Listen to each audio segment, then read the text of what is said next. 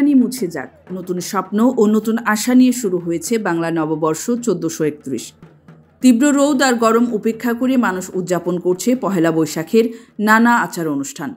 এসব অনুষ্ঠানে দেশ থেকে সব সাম্প্রদায়িক শক্তি রুখে দিয়ে সর্বত্র সৌহার্দ্য ও সম্প্রীতি প্রতিষ্ঠার ডাক দেওয়া হয়েছে।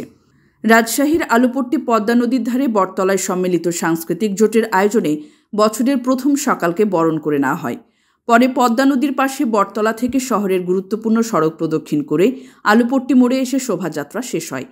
এরপর শুরু হয় পান্তা উৎসব। এছাড়া নানা আয়োজন ছিল দিন জুড়ে। এতে রাজশাহী সদর আসনের সংসদ সদস্য শফিকুর রহমান বাদশাহ সহ সংগঠনের সদস্যরা অংশ নেন।